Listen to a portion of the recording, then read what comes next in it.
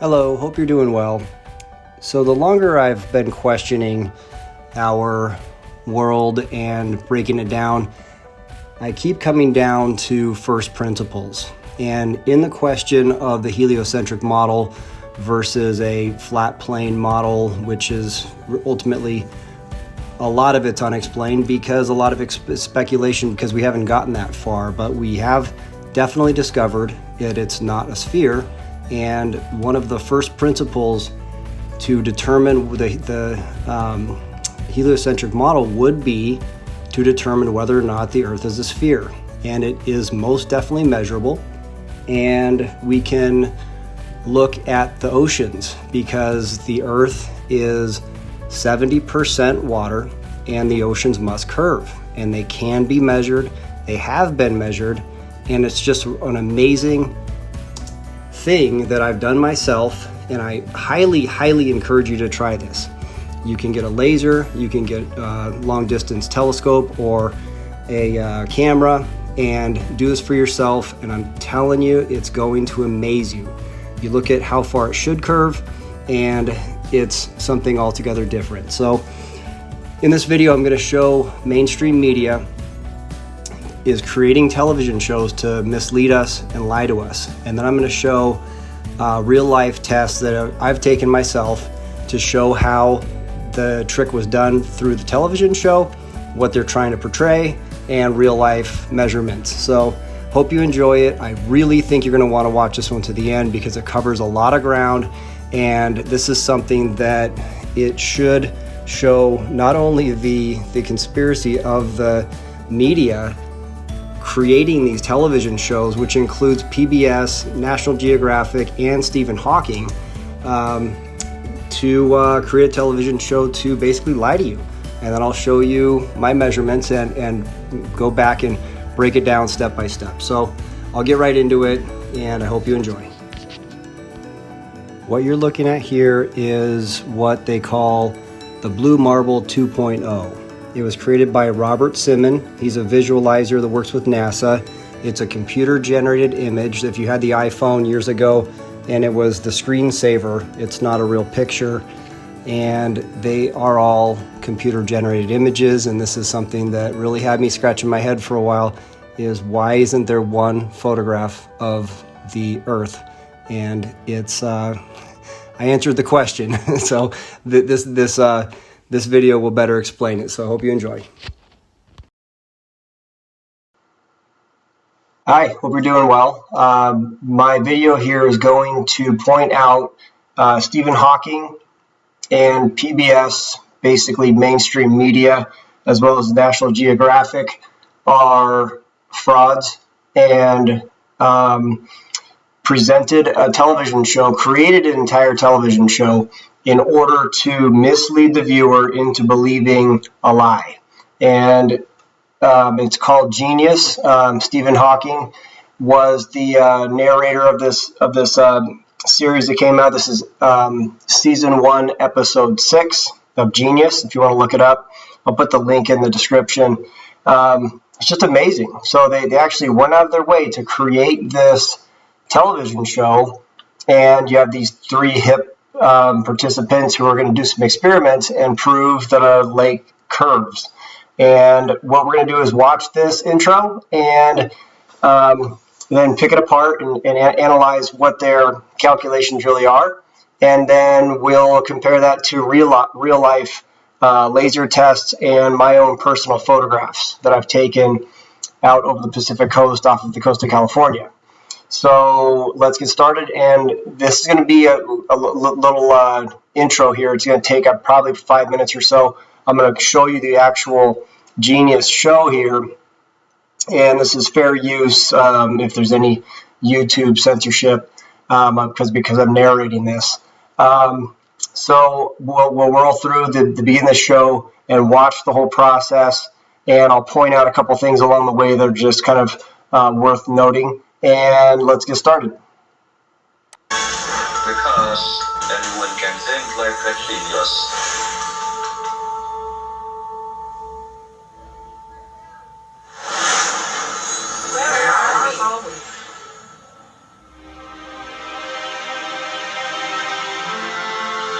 Where are we?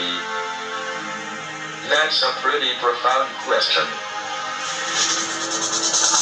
If we didn't know where we are, we'd be like monkeys in the forest, totally unaware of our position in the cosmos.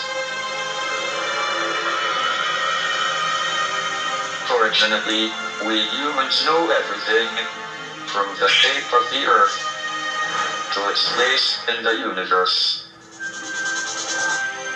But how did we find out? I believe anyone can work it out. Let's see if I'm right. Real quick, I want to point out, Stephen Hawking was a fraud. His whole shtick was talking about black holes, which are nonsense. And I want to point out that he had ALS for 55 years or more. He's the only human being that's lasted past, I believe, 4 or 5 years. One of my best friends, his dad is literally a lumberjack, had ALS and died within 2 years. It's a degenerative neurodegenerative disease which kills all of the function of your nervous system, which includes your brain and your lungs and your heart. And no one has ever survived more than, I think, 4 years, possibly 6 or 7 at the most. But somehow Stephen Hawking managed to live for 55 or 57 years with this disease. So let's just start there, okay? Like these guys, every time they just push the limits and say, oh, maybe that one guy survived. It just happened to be the smartest guy in the world, and he discovered black holes. Okay. I've asked 3 ordinary people to come on a journey of discovery.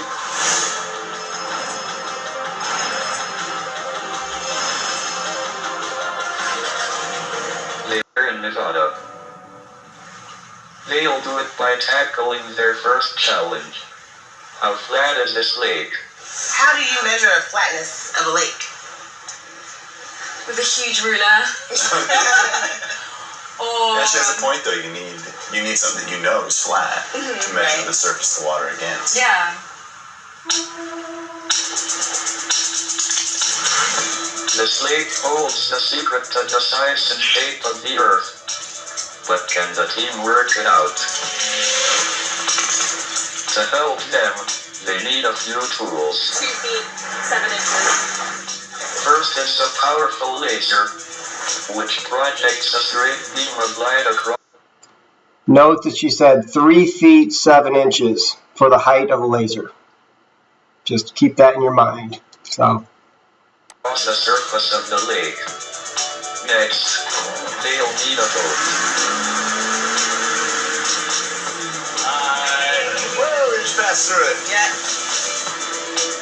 Drake's bait. This is cat. One thing that's odd is that you'll see they put that lens on the laser. When anybody that does a real laser test, you just shoot the laser. You don't magnify it like they did, which is just ridiculous. I want you to go on the front of the laser. Roger. Now we're gonna turn a little to the right. If the lake is flat, the laser beam and the water will always be parallel to each other. Seen from a boat, the beam would always stay at the same height above the water, no matter how far you travel into the lake. But does that happen? And can the team work out why? Time to find out. The boat has a whiteboard attached to it, which will be a target.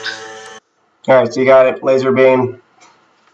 They're half mile out, and they took a reading on the side of the boat.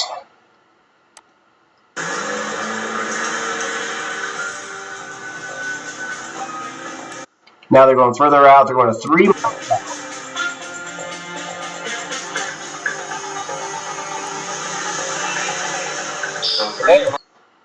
All right, so now they're 3 miles out, right?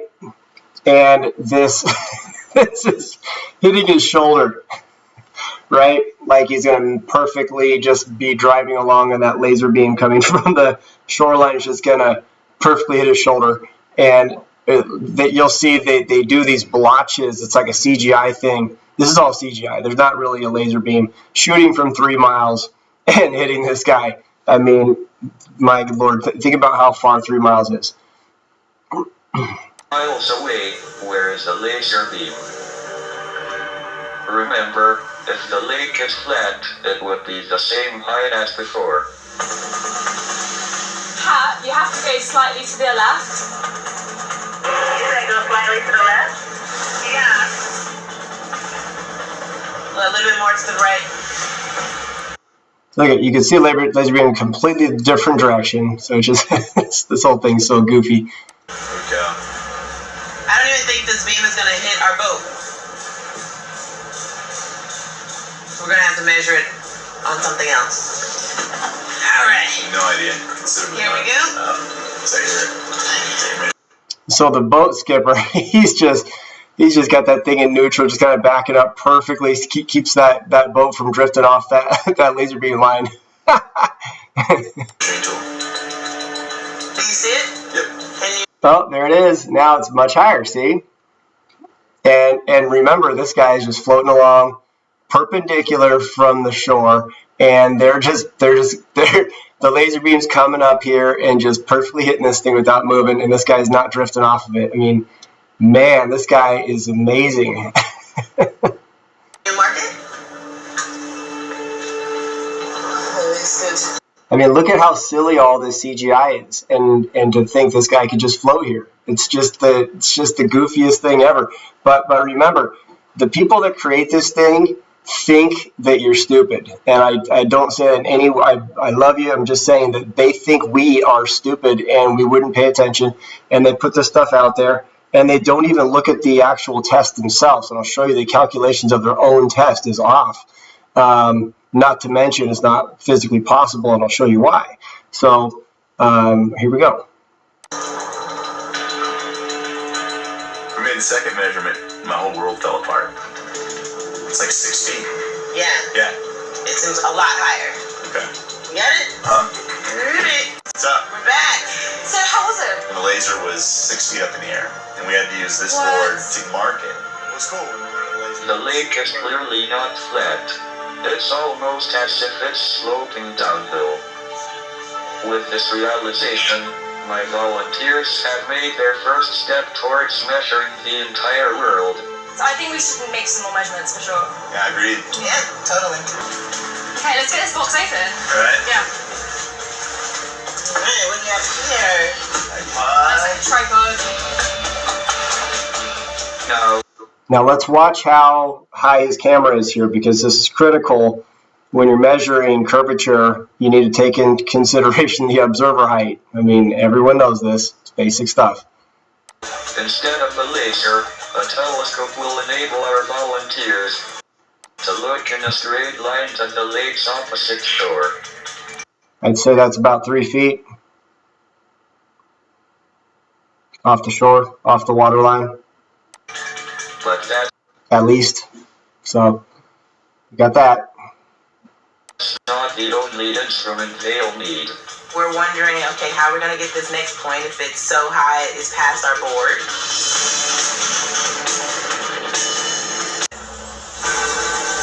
As far away as Okay, now they need high-tech stuff. They need a helicopter to fly because nothing else can measure across 6 miles. Okay? Except there's a laser beam that shoots 20 miles that I have right here. And but they need some other devices because their laser doesn't work properly. before. How much lower will the far shore of the lake appear to be? Jim, we're going to be at the top of the pyramid rock.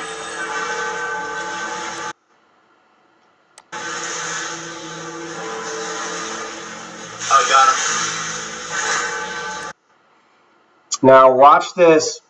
When the helicopter goes down, just as it goes below the horizon, you're going to see 5 birds in a pattern fly across the screen. Okay? Watch that. as the helicopter ascends moments later in the next shot, the same exact 5 birds in the same exact pattern and the same exact ocean waves happen again, and it shows it's clipped. And then right after that happens, there's going to be a speedboat that goes by, which there wouldn't be a speedboat as they're filming, but the speedboat zooms by and it like dazzles you, and you're like, whoa, what did I see? So it throws you off. So watch when this happens, because it throws you off, and they do this stuff on purpose. Yeah, I have you on the telescope. Go ahead and land.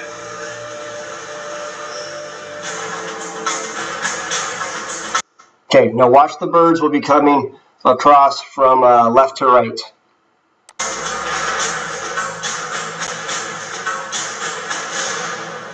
See those birds? As it lands, it completely disappears from my line of sight. Joey, are you still airborne? Yes. Can you see us landing? The reports from Now he's saying that they're actually below the horizon. That's what they're saying. The guy is saying, I can't see you anymore, and this helicopter has actually descended below the physical horizon, because the lake is now curving. They're saying by 24 feet, and that's a huge discrepancy because they didn't measure it properly.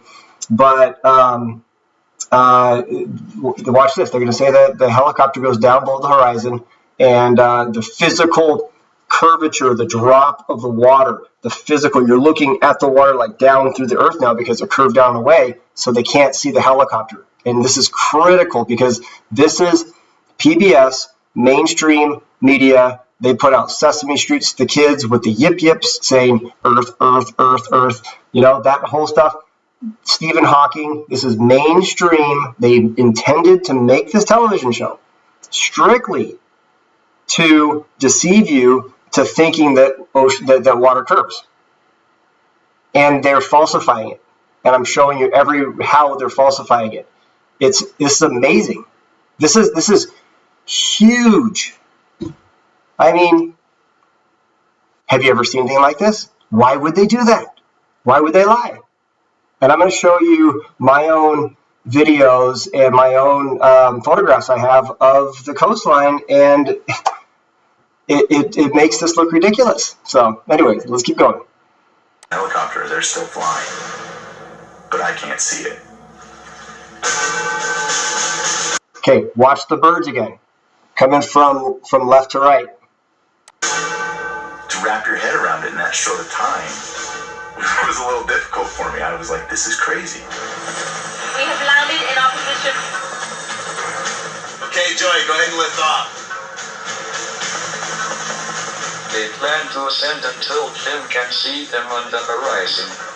Then they'll tell him their altitude. Let me know when you can see us on. Okay, remember, watch the birds coming from left to right, and then right to that, watch the speedboat whiz by. Spots of the horizon.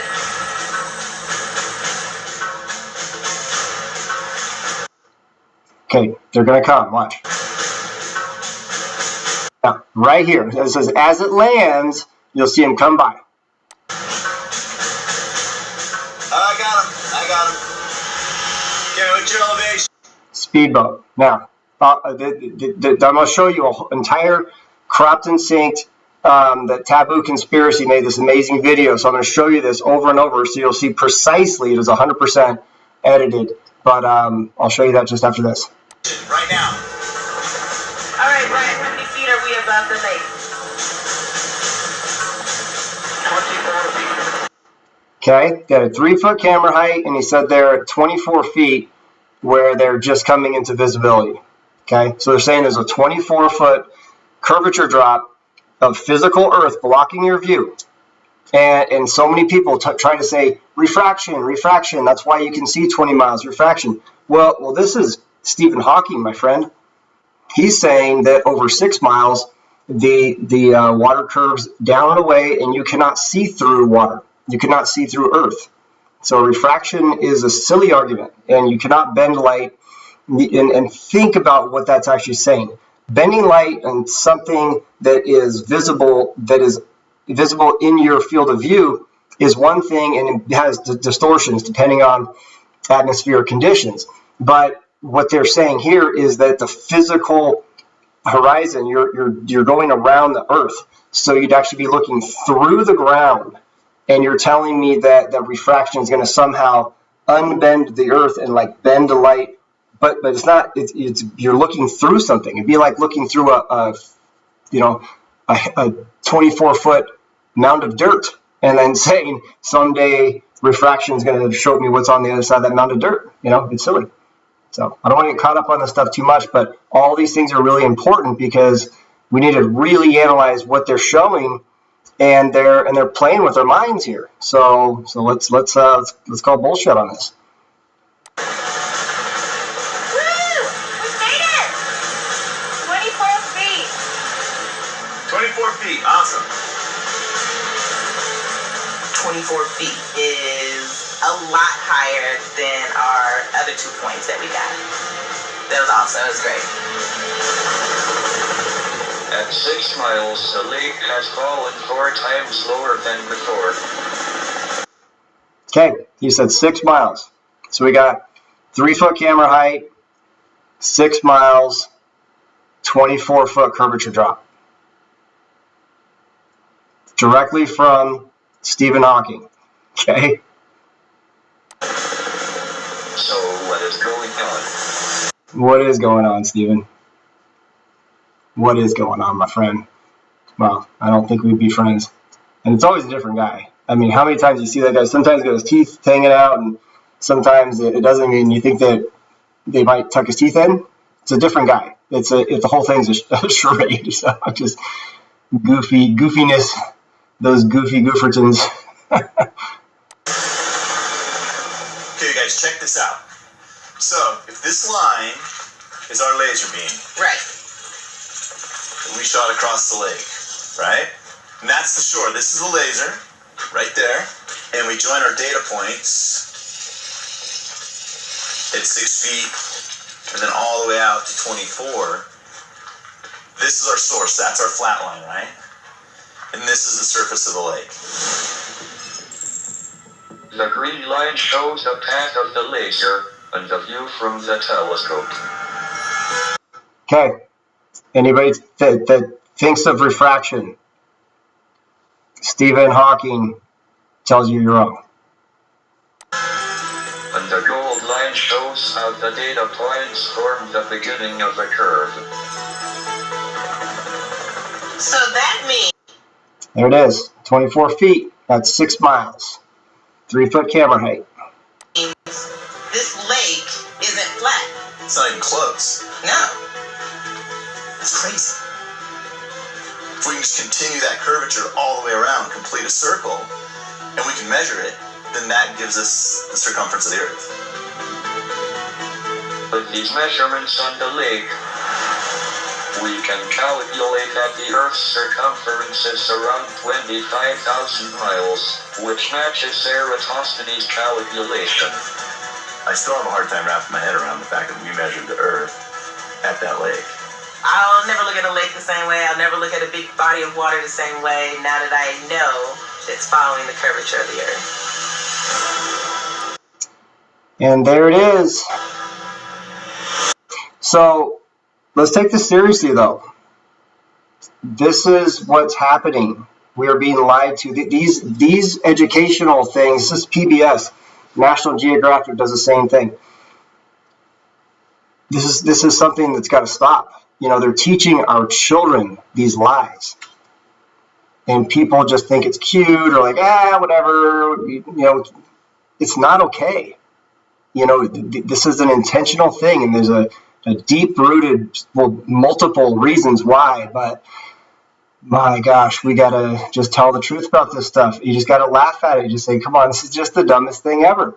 So, a few years back, the Discovery Channel had a program where they used lasers and telescopes to show that the surface of a large lake was curved due to the curvature of the Earth. Let me know when you can see us on spots of the horizon. All right, Brian, how many feet are we above the lake? 24 feet. The Flat Earth proponents responded to this program with a series of videos on YouTube, all of which supposedly show errors made by the people behind the Discovery Channel program. What drives this sort of stubborn refusal to deal with reality? Part of the problem is that even the simplest demonstrations, like Wallace's or the Discovery Channels, require careful preparation and specialized equipment. Not everybody has access to a helicopter and a telescope to do these sorts of tests. That's often a complaint that the Flat Earth people make. They need to personally experience the evidence, rather than trusting the measurements of other people. Yeah, like, we need a helicopter to measure the supposed curvature. But I do think it's awesome that D. Marble got it absolutely right, but we'll get back to that. It's also funny that that's the same D. Marble who proved with a laser that there was absolutely no curvature at a distance of 10 miles, much further than the Discovery Channel's bogus helicopter claim. But what makes the PBS video, and to be clear, it wasn't the Discovery Channel, but PBS's series called Genius, but what makes the PBS video so rotten is that this helicopter event was entirely fabricated and it's provable. I made a video on it a while back. Remember, PBS claimed that the helicopter descended behind the curvature and then came up from behind the curvature of the Earth back into view of the telescope. But as you will see, when the helicopter descends, there is a group of birds with a peculiar flight pattern. And then when the helicopter subsequently ascends, the same birds appear and in the same exact flight pattern. Not only that, the waves match as well. Only the image of the helicopter changes, meaning that the helicopter video was added.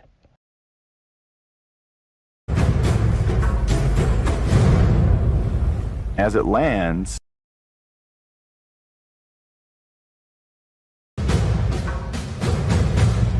I got him.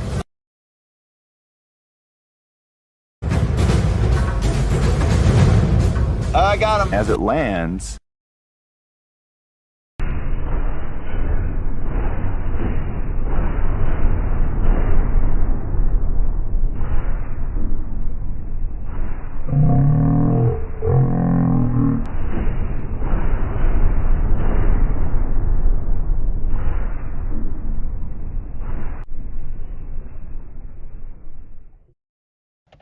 without question, PBS lied and faked the curvature. And this isn't some simple mistake. This was intentional, as it took serious effort to add a fake image of a helicopter supposedly hiding behind the curvature of the Earth. Why would PBS lie about the curvature? So, to the individual who emailed me that link, send your brother the proof that PBS lied to him and is still used by globe propagandists as proof of the curvature. But here's another big lie about the curvature, this time by National Geographic. Here's a clip from an old video I made on the subject. But sure enough, as the boat reaches the horizon, the stripes begin to disappear one by one. It's pretty amazing. You can actually see it pretty clearly with this camera here. And you see that the red stripe that was at the bottom has completely disappeared, and it's now getting closer to sort of the middle green stripe, that is. So we've lost about 1.5 stripes.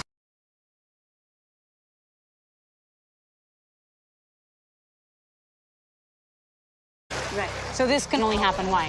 Because of the curvature of the Earth.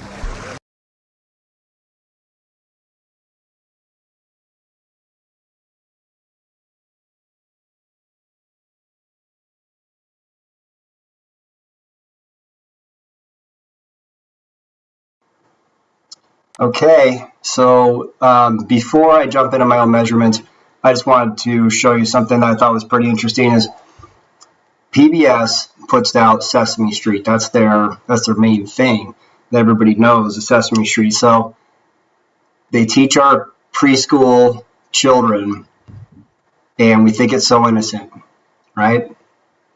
After they just created this show to deceive the adults, think about what they're showing our kids. So check this out. Pigs, pigs, pigs, pigs, yep. Oh. Earth, Earth, Earth, Earth, Earth, Earth, yep, Earth, Earth, yep. Oh. Earth, Earth, yep.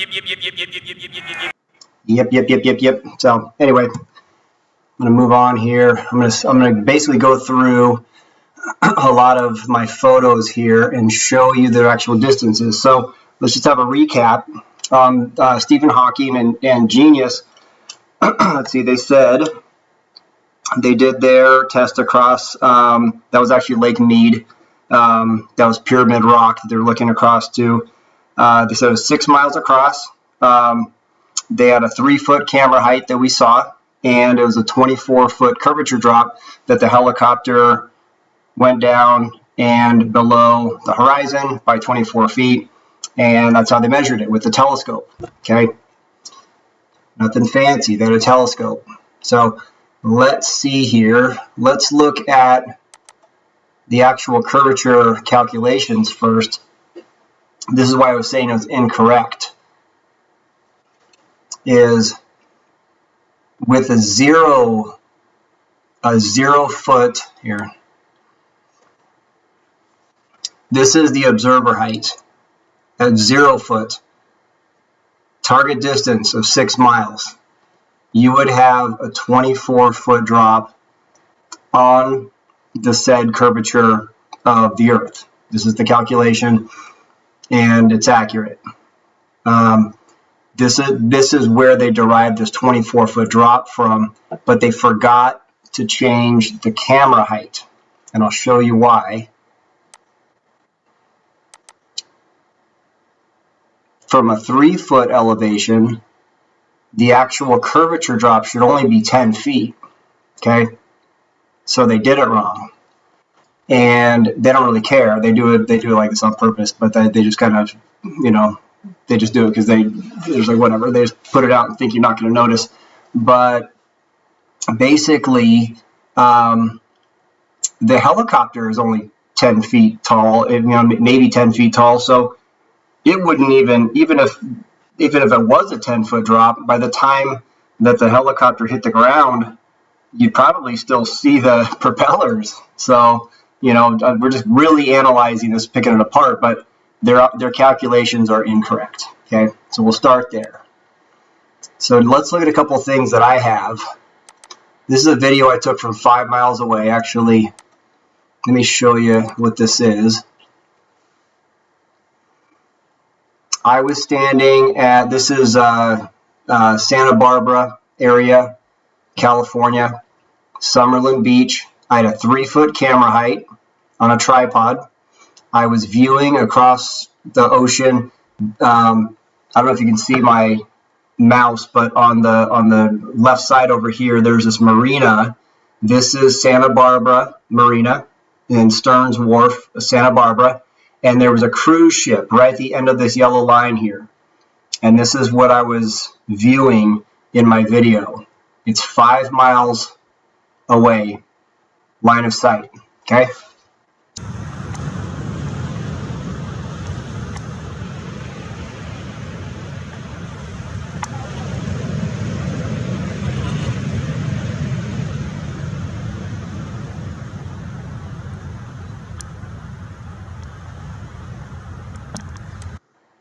Okay, these are the transport boats that take the passengers from the from the cruise ship into the harbor, because obviously they can't get in there. So, well, I'm going to show you a photograph of this, but if you can see the lower part here, you can see on the aft here there is a drop off. There's actually a boat right here on the water line. This is a separate, like a fishing boat. Sorry, it gets fuzzy when I push pause. Okay, now I'm going to show you a photograph, but take a look at the window height. Take a mental note. I'm going to show you an actual photograph of a screenshot.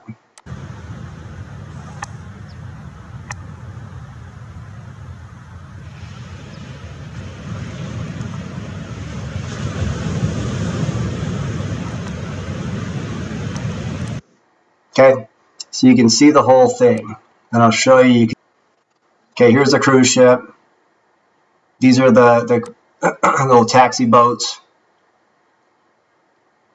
Okay, Here is the paint and the decals. Bow going down the water. Here's on the stern. Look at this drop off here, and this curve here. Take a mental note of the window height, water line here. Okay. Okay, here is a picture of the boat. This is that curved area. It just appeared to be because it was kind of a weird angle from 5 miles away. But you can see here's the water line. You can see these passenger boats, these taxi boats on the lower right side here. You can see the window height. I would estimate that to be what, about 15, 20 feet up for the water line. And all of this of the stern back here was fully visible. Okay, so there's one. This is from 5 miles away. And remember, in the Genius, they said they were 6 miles away, and there's a 24-foot drop. Okay, so there's the first one. This is another photograph I took from Faria State Beach. These black spots out here, I don't know if you can really see it, especially for an iPhone, but there's 3 little dots here. These are oil platforms. And what I was doing is looking out across the ocean and looking at these oil platforms in line. So if you see a cluster of them in my photograph, you're actually looking at these things, and they're miles apart, side to side. But when you look at them straight on, they look like they're in a cluster. And now this is 9.33 miles away. This is Ventura, California, looking north towards Santa Barbara. Okay.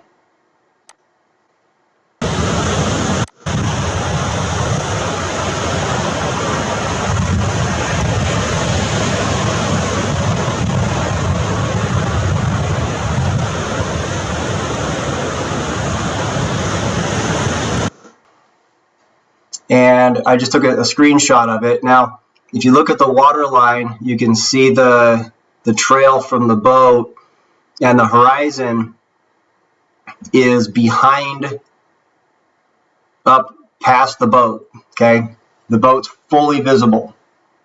This is 9 miles away. Okay, 9 miles.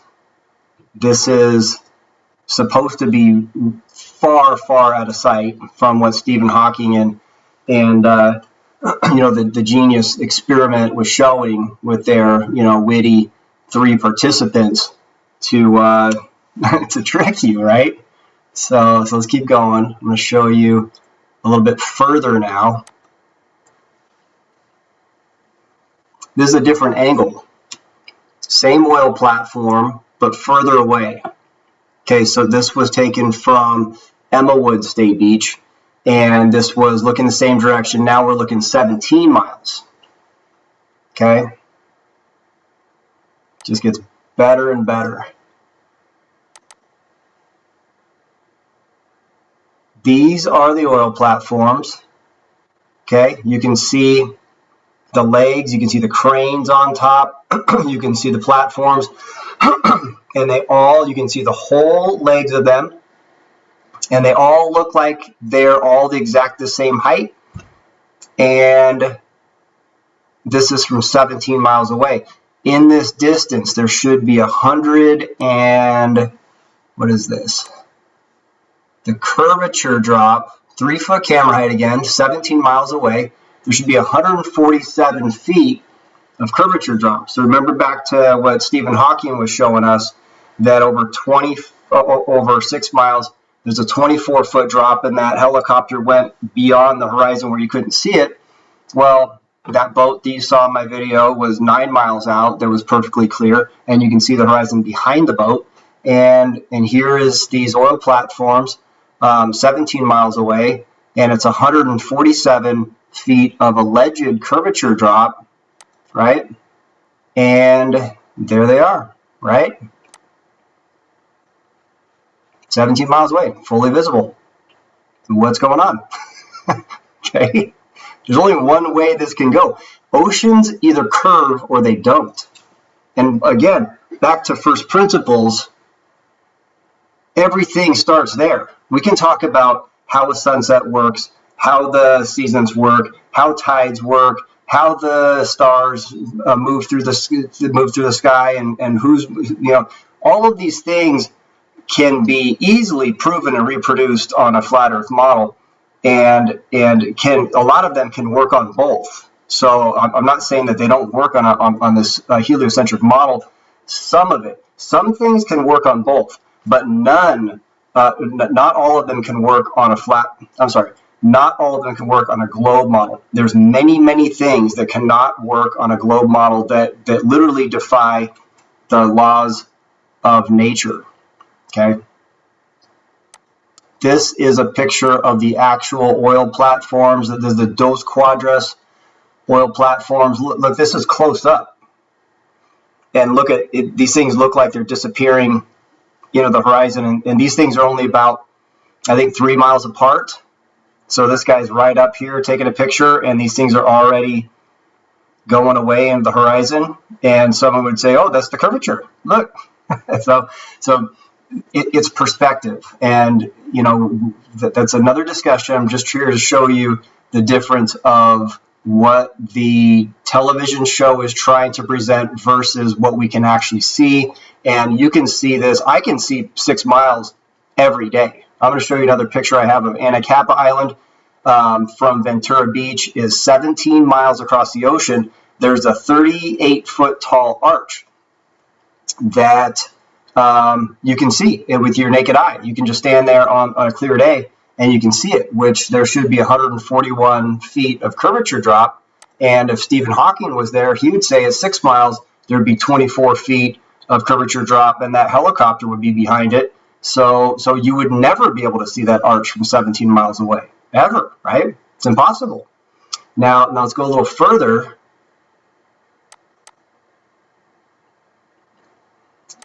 This was an extremely clear day. Here's, again, I was at Faria State Beach, 3-foot camera height in the sand on a tripod. These black blotches here, this is the Dos Quadras oil platforms, and these are, I forget the name of them, but there's 2 here and one other of these clusters of oil platforms. So now we're looking past those oil platforms by another 10 miles, all the way up to UCSB, Isla Vista, UCSB campus. This is what you're going to be looking at. The bluff here, the sand bluff, is 30 feet tall. And these buildings up above here are about 3 or 4 stories tall, so that's another 30 or 40 feet. So just when you look at the picture, you'll have a reference of what you're actually looking at. The sand bluff here is 30 feet tall. Okay. And again, this is 27 miles away. We calculate the curvature, 3-foot camera height, 27 miles away. First of all, the horizon must be 2 miles away. So you know how Stephen Hawking says that as that boat goes down over the horizon, you lose it. That's why you couldn't. You had that laser beam was hitting 6 feet up all of a sudden on the boat, and then they couldn't measure it with the boat, and they'd use a helicopter to fly over because it was too high, and they'd use a helicopter and the telescope to reference where it went, and that was, the horizon should be 2 miles away, which is just ridiculous. Anybody can go out and look across a giant body of water and know that the physical horizon, which would be on a globe, a physical barrier where the Earth curved down the way, is much further than 2 miles. If you're sitting on your butt, that's 3 foot, observer height. It's just silly, but we just never think about it. So what I'm saying is it's time to think about it because it's just fascinating, and it's just something that's important to get past, because these lies are not helping us out anymore. They never were, but it's actually it'll be an amazing thing when people finally come to terms with this, and it'll happen. So anyways, there should be 412 feet of curvature over this 27 miles. Okay, so again, I don't want to kick a dead horse, but Stephen Hawking in the Genius television show PBS says that over 6 miles, there's 24 feet of curvature drop. And here we are, 27 miles, 412 feet of curvature drop. And let's see what we have.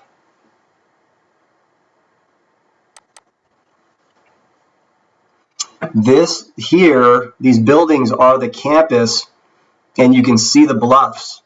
It's a 30-foot bluff, and you can reference how tall those bluffs are in comparison to the buildings. You can see it's about the same height of that bluff is 30 feet, and then a 3 or 4 story building. I've been there several times. I've seen this back and forth. I've verified it 100%. That's what this is. I've taken pictures from the side, from both directions. And what's even more fascinating about this is this boat. I've had discussions with people over and over, and they just disappear when I bring this photograph out. Because look at this. This boat, from my perspective, was about 15, 20 miles from me. It was hard to really judge, but it was somewhere in the middle. And I watched it coming across my field of view. So this boat is somewhere in the middle compared to the shoreline. So first of all, this campus should be buried and hidden behind 412 feet of Earth's curving down and away. And this boat would have to be up above it, and this boat is 15 miles out. So this should be long below, because Stephen Hawking says you couldn't see something 6 miles away because there's 24 feet of curvature, right? So this picture itself proves, this one picture proves that oceans don't curve. And it literally is that easy. So these are the first principles. This is the first principle of this whole question, is oceans don't curve. I've mapped 500 square miles of the shoreline back and forth on different days, different weather, different atmospheric conditions. I haven't done a laser test myself yet, because in that area there's a lot of fog and haze a lot of times. So we need to find a good day when the temperature of the water and the air are the same, and there's no surf, so that the waves themselves obstruct the view. And you need to have this nice condition in order to see that far. So for me, this is the biggest body of water around, unless I went down maybe to the Salton Sea in Southern California, or Northern California to like Lake Tahoe. But there's not that many big bodies of water. That's the only reason I haven't done the laser test myself yet. I have it, and I'm looking forward to doing it. And I'm going to show you at the end of this video or later on actual laser tests. And these are not liars. You know, some people get in here and say, "Oh, you guys are lying about the measurements." You know, don't take my word for it. Come look at it and go do it. You know, that's really what got me over the top here, is doing these things for myself. It's mind-boggling when you really look at it and say, oh my gosh, it doesn't curve. I can see that far. It's impossible. And that's it. So I'm just here trying to help you out. Okay. This is the narrator. She has this professor that's going to interview, and the whole premise of this is she's saying they're going to find a pack of these flat Earth people and do a test themselves and see whether or not it's true, and go on to mock them and go on to create an entire television show to lie about it. And I'm going to show you how. So check this out. Discussion for National Geographic. It's frankly shocking. We've known for 2,000 years, based on observations you can make with your own eyes, that the world is round. But they have all the evidence right in front of them, and they still choose not to believe in it. You know, who knows what motivates people from the inside to believe these things? But science is important. Science is valuable. Science saves lives, it makes our lives better and more comfortable, and it enriches us intellectually. And to question what scientists are saying and suggest that they're part of some massive international global conspiracy, it's really scary. And as the war on science heats up, some Americans are fighting back. We're heading to the largest lake in California to meet the Independent Investigations Group, which is a group that essentially debunks paranormal claims. And they want to do a... Now, first of all, why would this be a paranormal claim? All we're doing is measuring the water. I mean, the whole thing to try to... This is something that is it's just laughable at this point, that people have been so conditioned to think that considering just measuring the earth and having this discussion is so far-fetched, because I do get it, because we just have been told this since, we were in preschool from the Yip Yips from PBS, that's the way it is. So I kind of get that we are so conditioned that way, but if you look around the world and show the world as it is with COVID and 9/11 and everything else, people are waking up and finally seeing the massive manipulation. And this right here is the key. And that's why I harp on this, because everything else, all these other discussions, especially all of the politics and all that, are peripheral compared to the foundation that we don't even know where we are. If you don't know where you are, how can you live a life or and know what it is? Like what Stephen Hawking said, if you listen to the intro of that show, he said, if we didn't know where we were, we would be like monkeys in a forest. But human beings know everything, and we figured it all out.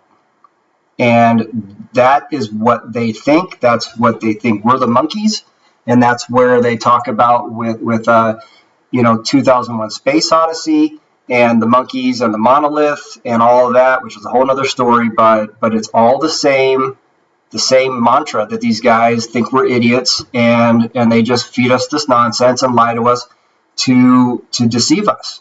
And so let's keep going. A round Earth test, basically a test that will prove that the Earth is not flat, but that it is round.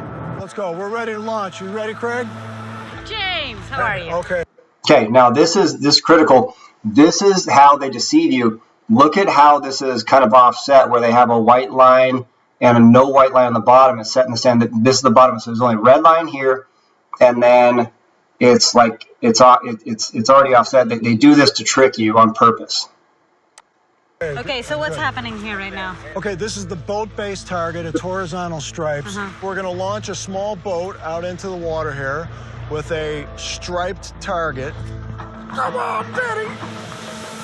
And as it gets farther and farther out, you'll start to lose the stripes.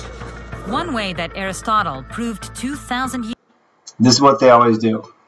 They talk about 2,000 years ago, we figured it all out, and it's boats over the ocean with sails, and then we've all heard this, right? It's like as the mast, is the last thing to go over the curve, and this has been so thoroughly disproved with a telescope that this isn't the fact, that you can zoom into something 20 miles away and it doesn't go over the physical horizon, because the physical horizon from a six foot observer height should be a little over 3 miles.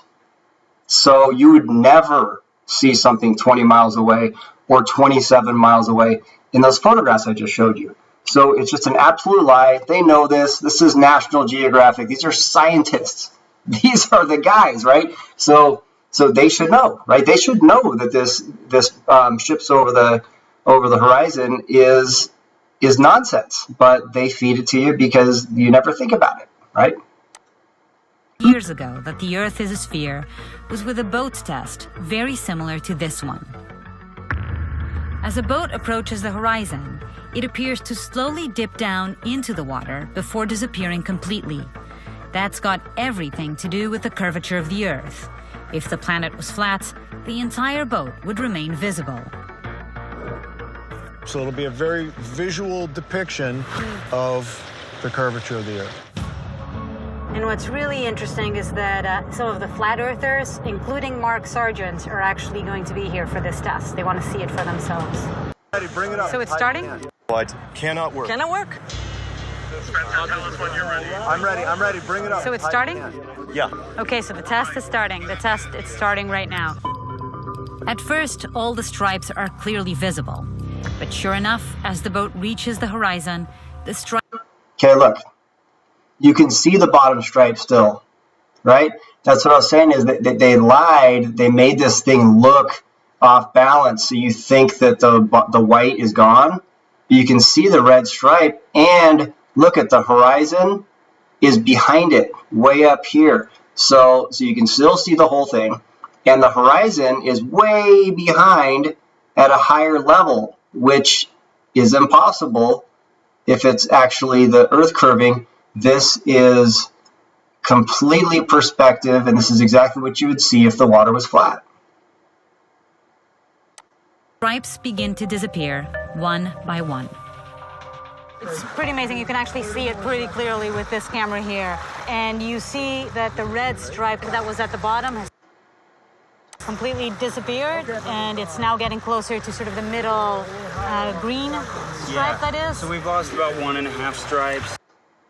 Okay, here's the red one. Okay, we haven't lost anything at all. And look, the horizon is up here. See it? Here's the horizon. Higher. This is what you would see if the water was flat, because the water is flat. It does not curve. There's nothing hidden. National Geographic. This is what our kids learn about nature. Right. So this can only happen why? Because of the curvature of the Earth. So here's what we were shooting. But Mark Sargent and the other flat earthers have a very different interpretation.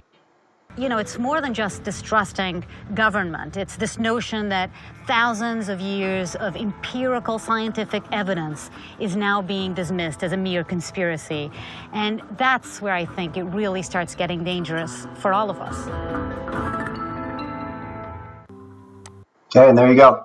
So it's very, very important to point out that the educational system takes information that's given to them from NASA, which is the only people that say they're going into outer space and taking these photographs, and they are giving it to the schools, and teachers just repeat what they're told, and they never think about it. So it's not like they're out there lying about it and everybody's in on it. That's not the case. I thought that's the way this was. Everybody thinks that's the way this is until you actually stop and analyze it and see how flawed it is.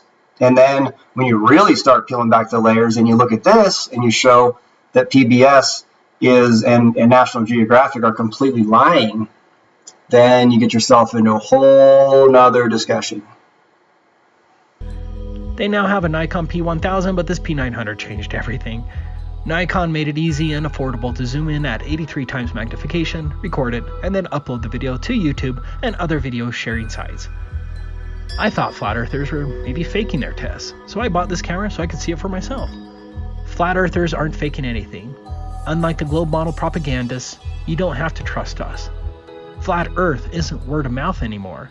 I can show you the actual video proof again and again and again. Before I start discussing the proofs of the flat Earth, it's necessary to first address the ridiculousness of the official heliocentric model, because you probably haven't really thought about it. I didn't. I just parroted information in my classrooms to get the grade. Shockingly, very few people even know what the official heliocentric model is. Let's just cover a few of the numbers. If you believe in official heliocentrism, you believe that the wobbling and tilted Earth is rotating 1,037 miles per hour at the equator. The speed of sound is 767 miles per hour, so the ground you're standing on, at least on the equator, is allegedly moving at 1.4 times the speed of sound.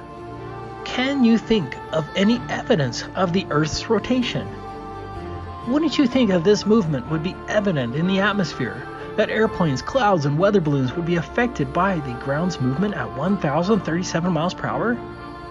The fact is that there's no evidence of the ground's rotation whatsoever. Foucault pendulums and the supposed Earth's Coriolis effect are nonsense. They are absurd lies. Second, if you believe in heliocentrism, you believe that the Earth is moving in its orbit around the Sun at 66,600 miles per hour. Even Einstein said you can't detect the Earth's movement by any optical experiment. So why do you believe in this nonsense other than you just take it on faith? But it doesn't end there. Next, the official model says that the Sun is also moving at approximately 450,000 miles per hour, and all of the planets are somehow being dragged by the Sun's gravity as the Sun rockets through space around the Milky Way galaxy. With all these inconceivable and undetectable movements, the North Star has remained fixed, year after year, and has been that way throughout recorded history. Next, you believe the entire Milky Way galaxy, including our Sun and the North Star, is traveling at 1.34 million miles per hour towards the constellation Hydra. If you believe in heliocentrism, you believe the Earth is moving in a vortex through space like this at over 1 million miles per hour. Of course, this video isn't correctly scaled, but it's even more ridiculous when you think of it correctly scaled. But I want you to think about this. All of the so-called planets and their moons are all supposed to be on the same plane with the Sun, but rocketing with the Sun at unimaginable speeds, being pulled by gravity. How would gravity hold these planets on the same plane as the Sun? How surprised would you be at firing a bowling ball, representing our Sun, and then have tiny BBs up to 3,000 feet away orbiting around the zooming bowling ball, Sun, and still maintaining the same speed with the bowling ball? It's nonsense, especially when you consider that those tiny BBs have other tiny BBs rotating around them, all maintaining the same plane with our bowling ball Sun. Think about comets that zip away from the Sun to then, 70 years later, like Halley's Comet, to catch back up with the Sun on a tabular schedule. Are these comets attached by rubber bands? How did they catch back up? I don't care how many degrees you have. This is stupid. Look at this footage of star trails. Think of how impossible it would be to film these trails as the Earth is supposedly wobbling, tilted, rotating at 1,000 miles per hour, orbiting at 66,600 miles per hour, and chasing after a Sun zooming at 450,000 miles per hour. As pointed out in the book Kings Dethroned, modern astronomy is built upon shameful blunder after shameful blunder. It's fascinating how few honest, educated people have found these blunders. But that's the power of institutionalized conformity. Even the most educated become nothing but mere parrots of their institutions. The oligarchs truly think of themselves as being above us and uniquely qualified to rule us, and it appears that far too many among the general public are willing to basically accept this state of affairs. People are willing to outsource their intellectual faculties to those deemed to be the authorities in this world. Exhibit 1. Reservoir 6.3 mile Sun reflection test. What you're seeing right now is my first curvature test back in April 2016. I had been researching flat Earth since October 2015, but this was the first time I tested it with my Nikon P900. I chose a distance of 6 miles because I wanted to test whether Robotham was telling the truth. He was. In this test, my wife was carrying a mirror at the opposite end of a reservoir, reflecting the sunlight from 6.3 miles away. I watched my wife place the mirror into the water. However, under the globe model, and that's taking the observation height into consideration, my wife should have been entirely obstructed by the curvature with a target hidden height over 12 feet. 12 feet should have been hidden by the alleged curvature, but there is simply no curvature over that her reservoir. I also want to quickly address the globe refraction argument. This is a still from the video. Here it is cropped and zoomed in. Here is a picture of what it looks like on the opposite shore, and you can see the strange branch that projects horizontally. If 12 feet should have been hidden behind the curvature, then my footage from 6.3 miles should have looked something like this. But the globe liars out there will claim that this 12-foot section hopped the curvature and is a mirage. But here's the problem with that. If this 12-foot section inexplicably hopped the curvature, then why didn't the rest of the view get distorted? There would be a cascading distortion effect. As you can see, there is no distortion accounting for this curvature hopping. Exhibit 2, Utah Lake 7.53 mile spotlight test. This was my next flat earth test at Utah Lake in May 2016. This time my wife was carrying a spotlight 7.53 miles away, and I watched her place the spotlight right up to the water's edge. At 7.53 miles, my wife should have been entirely hidden by the curvature with a target hidden height of 21 feet. As you can see, the water is calm and flat. Obviously, this isn't a mirage, this is a direct line of sight to the other shore. In order to see this far, you need very calm water, without miraging or atmospheric distortion. Be cautious, the liars out there will take pictures of distant mirages and call that the missing curvature. Exhibit 3, Utah Lake 7.53 mile frozen spotlight test. For this test, I reversed the previous Utah Lake test and I conducted this test in freezing conditions. Like the last time, my wife's spotlight should have been hidden 21 feet below the horizon. What's also important about this video is the fact that all the lights and the reflections are symmetrical. A globe supporter wants you to believe that the spotlight is selectively arcing over the curvature, which is absurd. But if that's the case, then how come all of these lights are symmetrical, like they're above a mirror? Which of these lights are mirages? Which ones are selectively jumping over the hump of curvature? You would not see this unmistakable mirror symmetry if the globe model refraction claim was correct.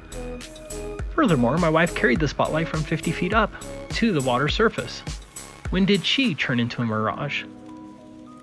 Notwithstanding the absurd objections, it is obvious that the lake is flat. Water seeks its own level. So long as viewing conditions are clear, the globe model fails again and again. But don't trust me. Go out and do these tests yourself. Exhibit 4, the horizon test. What is the horizon? Under the globe model, the horizon is a physical barrier caused by the alleged curvature. Under the globe, the horizon marks the point where the water or ground geometrically begins to obscure distant objects. This is the official position. As I mentioned earlier, you can use a calculator like this one to determine the distance to the alleged globe physical horizon. In contrast, the flat earth model says that the horizon is a matter of perspective. Artists get it. You'll see the same in a long corridor or in a tunnel. Just like how railroad tracks meet at the horizon, the ground and the sky similarly meet at the horizon. Do you think it's just coincidence that railroad tracks come together at the horizon? No, this is all a matter of perspective and has nothing to do with the physical curvature barrier. You can see this truth of perspective by just looking at the clouds at the horizon. You can see that the clouds follow perspective lines and are not bending around a curvature. In fact, you don't see any bending of clouds to match the curvature whatsoever. This is how sunsets work on a flat Earth.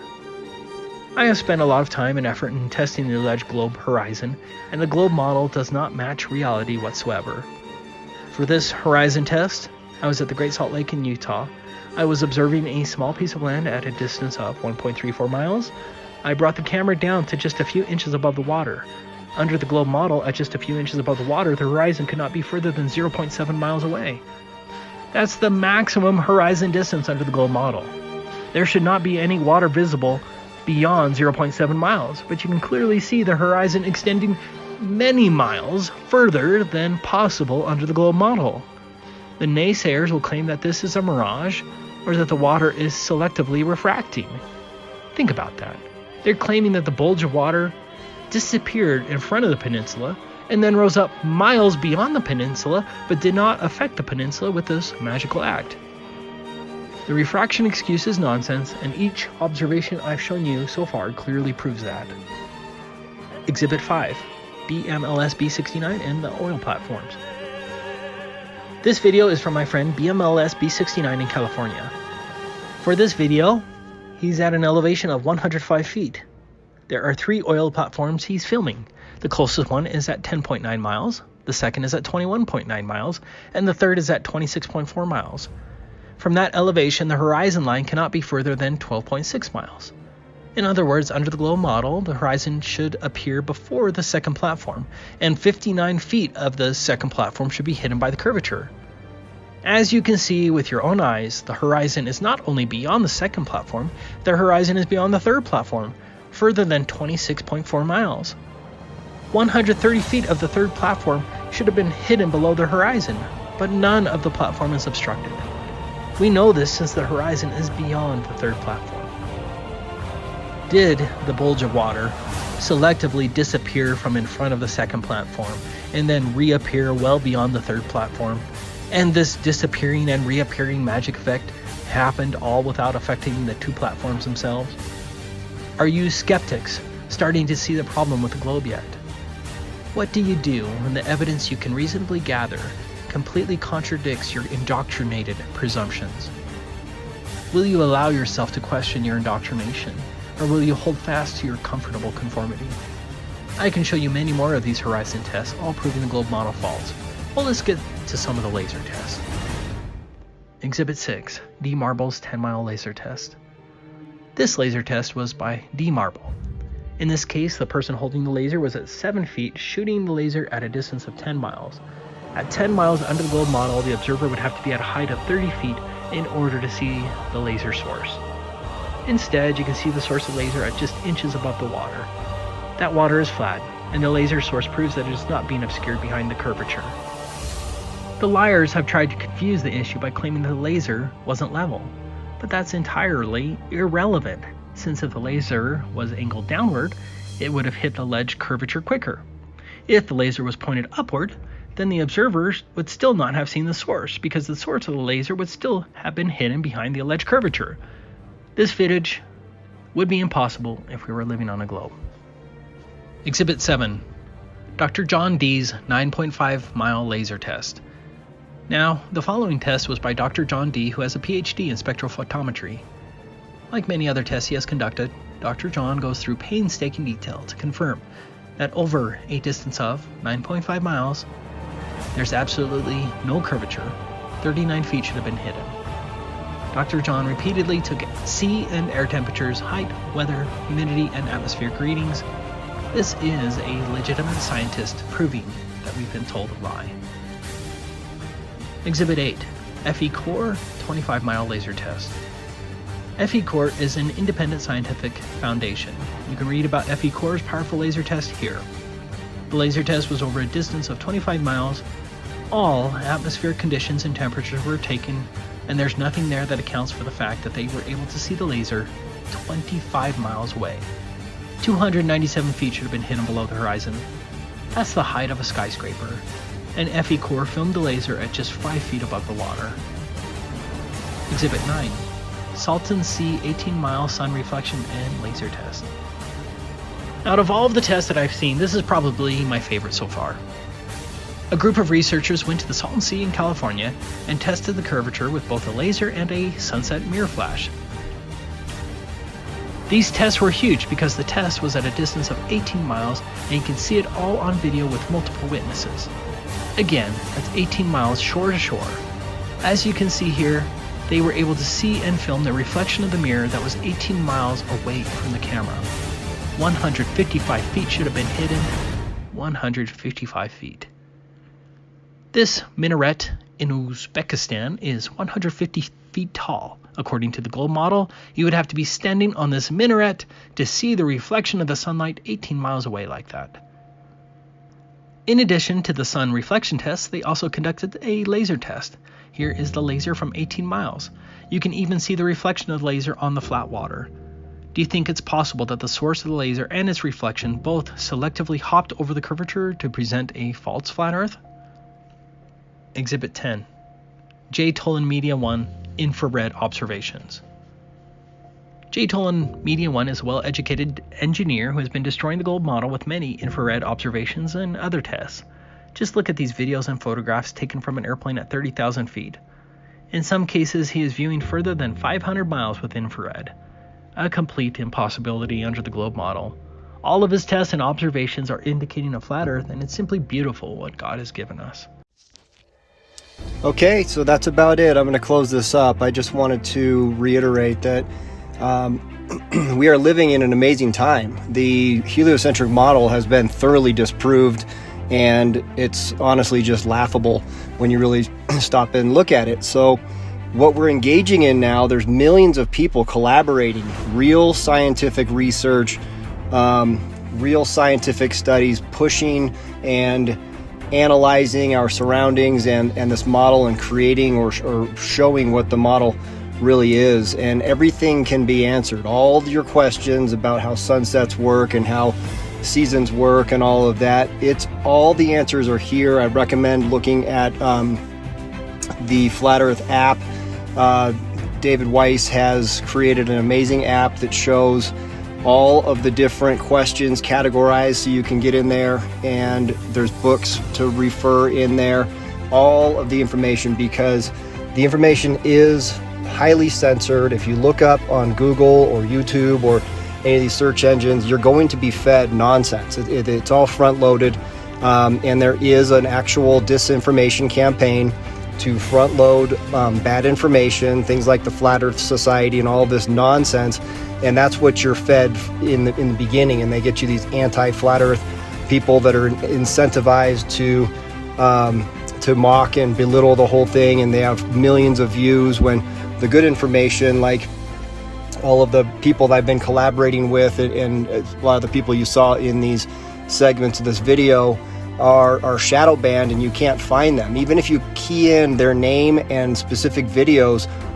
letter for letter, it doesn't even populate because it's hidden on purpose, and that should tell you something in itself. So anyways, if you have any questions, please ask in the comments, or if you have any ideas, please respond in the comments. I love the collaboration. I want to keep this going, and it's just an amazing movement and an amazing time in the world. It's very invigorating to look.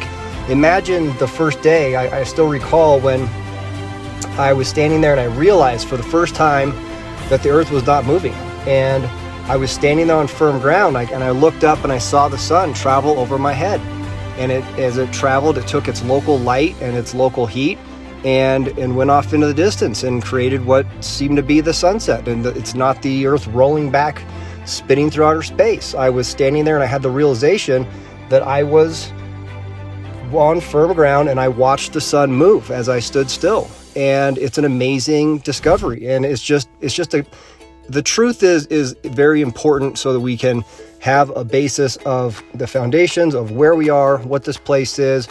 And that's all we're doing here. It's, this is something that really should be normalized, to have this conversation. It's an awesome thing. And don't let anybody say it's weird, because I know it's people get put off by it, and they get upset and they get triggered, because we've literally been indoctrinated our whole lives to mock this idea, because that's what the conspiracy is all about, and it truly is a conspiracy. So anyways, I'll stop here. I love you. Thank you for taking the time to watch this. Share it if you like. Sun, Moon, and Zodiac Clock app is the best tool to show your friends and strangers how our flat Earth actually works.